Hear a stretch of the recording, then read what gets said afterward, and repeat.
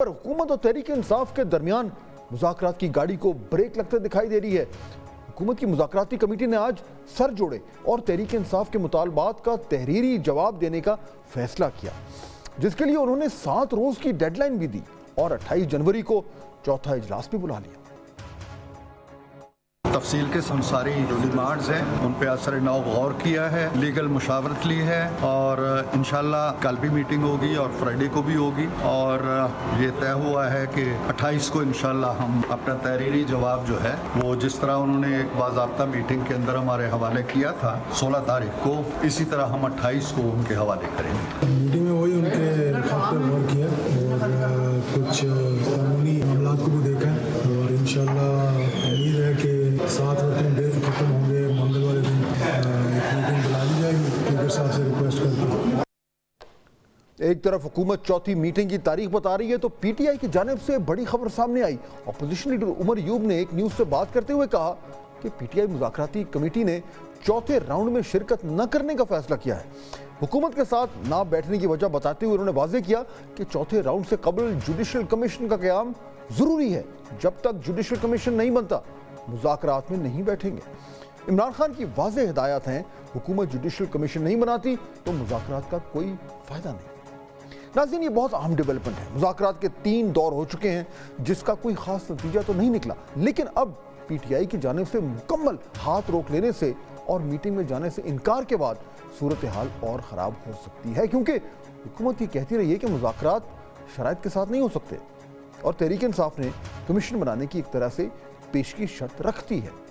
اس پر سوال یہ ہے کہ پہلا، کیا مذاکرات ڈیڈ لاک کا شکار ہو جائیں گے؟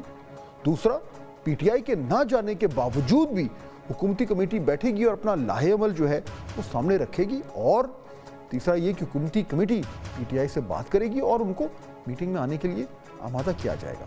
ناظرین، حکومت کو جو بھی آپشن لے، اصل بات یہ ہے کہ وہ پی ٹی آئی کے مطالبات کس حد تک مان سکتی ہے۔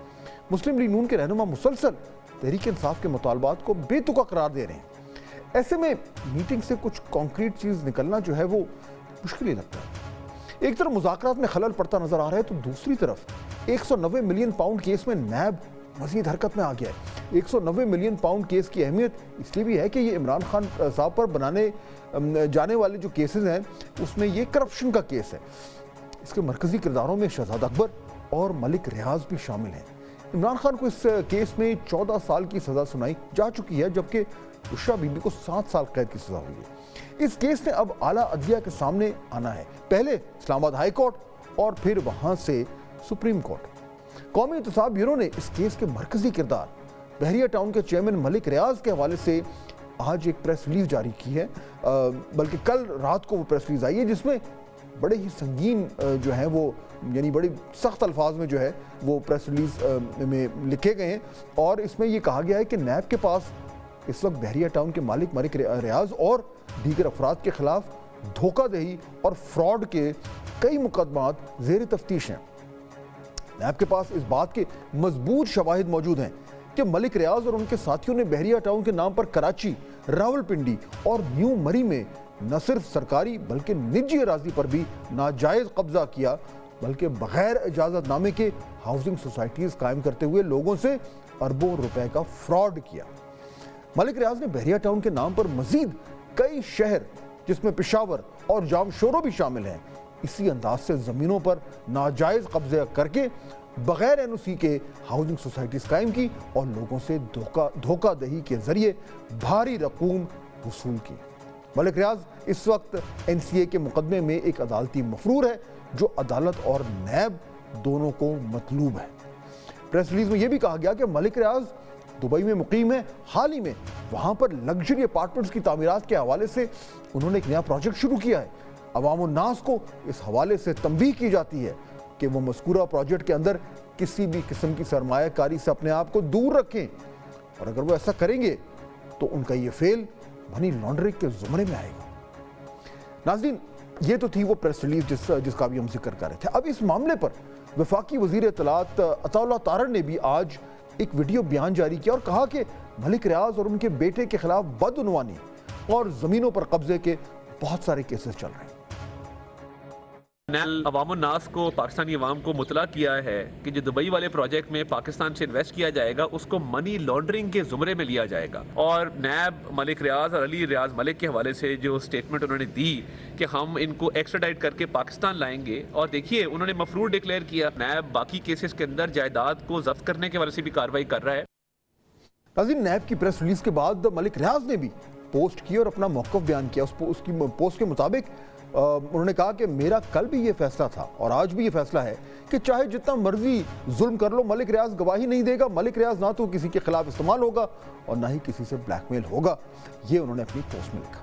ناظرین، 190 ملین پاؤنڈ کیس کوئی بڑے ریل اسٹیٹ یا کاروباری شخصیت کے خلاف ہی کیس نہیں ہے. اس میں ملک ریاض کا نام بعد میں پہلے عمران خان کا نام آیا اور اس لیے اس کا ایک سیاسی پہلو بھی ہے. حکومت کہتی ہے کہ 190 ملین پاؤنڈ کا case open and shut case ہے، جبکہ پی ٹی آئی والے اس کو سیاسی کیس قرار دے رہے ہیں. قادر یونیورسٹی کے حوالے سے جو انہوں نے پکھنڈ بنائی رکھا ہے وہ تو اتنا بھونڈا ڈرامہ ہے کہ جس میں وزیر اعظم عمران خان صاحب اور بشرا بی بی صاحبہ کو قید ہوئی ہے کہ یہ تاریخ میں اس طرح کی بلیک ججمنٹ نہیں آئی. عمران خان صاحب کو جس عدالت سے سزا دی گئی ہے، جس کاغذ کی بنیاد پہ دی گئی ہے، نہ وہ جج صاحب اس فیصلے کو سن سکتے تھے، نہ اس کاغذ میں کوئی ایسی بات تھی جس کی بنیاد پہ عمران خان کو سزا دی جا سکتی ہے. یہ کیس جو ہے وہ فیکچولی بالکل بے بنیاد جھوٹا مقدمہ بنایا گیا ہے اور کوئی شک نہیں ہے کہ یہ ختم ہو جائے گا. ہمیں یقین ہے کہ انشاءاللہ اگلے 2 ہفتے کے اندر القادر کیس بھی ختم ہو جائے گا اور سسپینڈ ہو جائے گا اس کی کنوکشن اور سینٹنس. آج کافی عرصے بعد ناظرین شیخ رشید نے بھی میڈیا سے بات کی اور عمران خان اور 190 ملین پاؤنڈ کیس پر اپنی رائے دی. کیس ہمارا اور ہے، یہاں پہ ہمیں فرد جرم عائد کے خلاف ہم نے اپیل کی ہوئی ہے. وہ کب لگتی ہے اس کا فیصلہ بھی ابھی کچھ نہیں معلوم.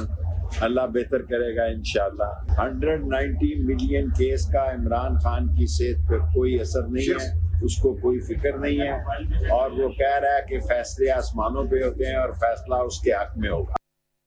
پی ایم ایل این کے سینیٹر طلال چودھری نے بھی اس کیس پر گفتگو کی اور کہا کہ کرپشن کے پیسے سے نیک کام کرنے کا بہانہ بنا کر چھپایا نہیں جا سکتا.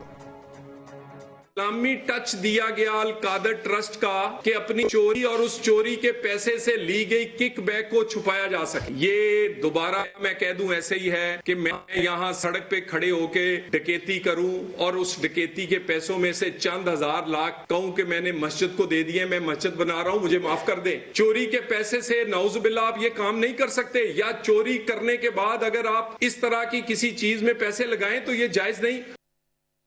جج ناصر جاوید رانا 190 ملین کیس کا فیصلہ سنا چکے ہیں، جس کے مطابق عمران خان کرپشن اور کرپٹ پریکٹس کے مرتکب پائے گئے ہیں اور ان کو نیب آرڈیننس کی شک 10A کے تحت 14 سال کی سزا سنا دی گئی ہے. بشرا بی بی کو عمران خان کی معاونت پر 7 سال قید اور 5 لاکھ روپے جرمانہ کی سزا سنائی گئی. ایسے میں نیب کا پھر ایک پریس ریلیز جاری کرنا اور ایک جارحانہ طریقے سے جو اس کیس کو فالو کرنا ایک بڑا معنی خیز ہے، اور حکومتی ترجمان عطا اللہ تارڑ نے بھی بیان دیا ہے کہ دے کر یہ واضح کر دیا ہے کہ حکومت اس کیس کو ایسے ہی نہیں جانے دے گی. اسلام آباد ہائی کورٹ میں بھی نیب اس کیس کو لڑے گا اور تحریک انصاف اپنے کیس کا دفاع کرے گی. ابھی تحریک انصاف نے ریویو پٹیشن ہے وہ دائر کرنی ہے، جس کے بعد بینچ بنے گا. جس کے ججز کون ہوں گے اس پر بھی ابھی بہت ساری قیاس رائیاں ہو رہی ہیں، لیکن حقیقت جو ہے وہ بینچ بننے کے بعد ہی سامنے آئے گی.